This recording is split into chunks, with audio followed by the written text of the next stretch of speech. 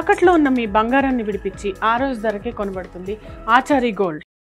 ఆంధ్రప్రదేశ్ మాజీ ముఖ్యమంత్రి వైఎస్ జగన్మోహన్ రెడ్డి ముఖ్యమంత్రిగా ఉన్నటువంటి టైంలో కట్టించిన ఋషికొండ అనేటువంటి భవనం అనండి, ప్యాలెస్ అనండి, పర్యాటక కేంద్రం అనండి, దీని మీద ఎలక్షన్ టైం నుంచి కూడా రచ్చ జరుగుతున్న సంగతి తెలిసిందే. ఎస్పెషల్లీ కూటమి ప్రభుత్వం ఆంధ్రప్రదేశ్లో గెలుపొందిన తర్వాత దీన్ని ఓపెన్ చేయడం, అందులో ఉన్నటువంటి ఆ లావిష్ డిజైన్స్ ఏవైతే ఉంటాయో కోటాను కోట్లు ఖర్చు పెట్టి దాదాపు 39 కోట్ల వరకు కేవలం ఇంటీరియర్స్కే ఖర్చు పెట్టి దాని లోపల డిజైన్ చేయించారన్నటువంటి ఆరోపణలు ఇవన్నీ కూడా ఉన్నటువంటి తరుణంలో రీసెంట్గా మళ్ళీ పవన్ కళ్యాణ్ ఈ వైజాగ్ వెళ్ళినటువంటి పని మీద ఆ ఋషికొండ ప్యాలెస్కి వెళ్ళి అక్కడ పెచ్చులు ఊడిపోవటం గురించి ఆయన మాట్లాడడం, అట్లాగే అక్కడ కట్టేటువంటి కరెంట్ బిల్స్ గురించి అవన్నీ ఆయన మాట్లాడడం, అక్కడ సేఫ్టీ ఆడిట్ చేయాలి అంటూ ఆయన మాట్లాడేటువంటి మాటలు వైరల్ అవుతున్నాయి. దానికి వైసీపీ కౌంటర్గా గుడివాడ అమర్నాథ్ మాట్లాడుతూ ఇన్నాళ్ళు దాన్ని ఖాళీగా ఎందుకు ఉంచారనేటువంటి కౌంటర్లు కూడా ఆయన వేయడం జరిగింది. అయితే వైసీపీ ఒక రకమైనటువంటి వైసీపీ అభిమానులు కానీ, వైసీపీని సపోర్ట్ చేసేవాళ్ళు కానీ, వైసీపీ సోషల్ మీడియా కానీ, వాళ్ళ అనుకూల మీడియా కానీ సోషల్ మీడియాలో ఒక రకమైనటువంటి వార్తని బాగా వైరల్ చేస్తుంది. అదేంటంటే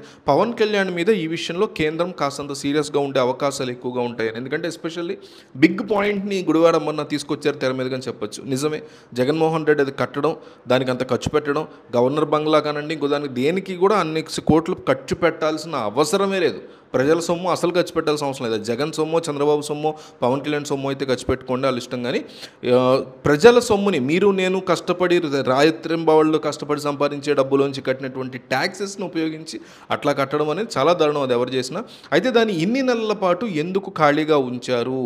జగన్మోహన్ రెడ్డి ఈ ప్రాంతాన్ని, ఈ యొక్క విలాసవంతమైనటువంటి భవనాన్ని కట్టి దీన్ని ఎందుకు నిరుపయోగంగా తయారు చేసేసి వదిలేశాడు? దీనిలో మేమేమీ పెట్టలేకపోతున్నాము, అట్లాంటి ఒక పేలవమైన కట్టడాన్ని ఎవరికి ఎందుకు ఉపయోగపడని దాన్ని కట్టాడు జగన్మోహన్ రెడ్డి అని చూపించడానికే మీరు ఇట్లా చేశారా అంటూ చాలా స్ట్రాంగ్ క్వశ్చన్ని వైసీపీ లేవనెత్తింది, గుడివాడ అమర్నాథ్ లేవనెత్తారు. 15 ఏళ్ల పాటు జగన్ తప్పు చేశారు, డెఫినెట్లీ ఎవరిని యాక్సెప్ట్ చేయాలి ఆ ఇల్లు విషయంలో, ఆ భవంతి విషయంలో. కానీ ఎందువల్ల దాన్ని ఇన్ని నెలల పాటు ఖాళీగా ఉంచేశారనేటువంటి ప్రశ్న వైసీపీ నుంచి రావడం very highly appreciable. Same time Pawan Kalyan మాట్లాడిన దాంట్లో కూడా ఒక పాయింట్ ఉంది, సేఫ్టీ ఆడిట్ జరగాలి అక్కడ అంటున్నారు ఆయన. ఖచ్చితంగా అంత పెద్ద భవనం అయినప్పుడు రేపు పొద్దున అక్కడ ఎవరైనా ఉండొచ్చు, ఒక డెస్టినేషన్ వెడ్డింగ్ అప్పుడు ప్రైవేట్ పార్టీస్కి ఇవ్వచ్చు, ప్రభుత్వమే దాన్ని దేనికైనా వేరే దానికి ఉపయోగించవచ్చు. ఇట్లా ఉపయోగించినటువంటి క్రమంలో అక్కడ జనాలు ఉంటారు కాబట్టి ఒక్క మనిషి, సింగిల్ మనిషి ఉన్నా సరే పెచ్చులు ఊడిపోవడం లాంటి వాటి కోసం ఏ భవంతికైనా సేఫ్టీ ఆడిట్ అనేది చాలా చాలా ఇంపార్టెంట్, అది జరగాలి. ఆయన చెప్పిన దాంట్లో పాయింట్, నేను చెప్పిన దాంట్లో పాయింట్ ఉంది. అయితే ఇన్నాళ్ళు ఎందుకు ఖాళీగా ఉంచారనేది పవన్ కళ్యాణ్ ఈ పాయింట్లో ఖచ్చితంగా విఫలమవుతుంటే, ఇంకో పక్క గుడివాడ అమర్నాథ్ కూడా దాన్ని గవర్నర్ బంగ్లాకి ఇవ్వండి, లేకపోతే స్టేట్కి సంబంధించినటువంటి మినిస్టర్లు వాళ్ళు వచ్చినప్పుడు ఉండండి, సీఎం లాంటి వాళ్ళు ఉండొచ్చు. కంప్లీట్లీ రాంగ్ అది.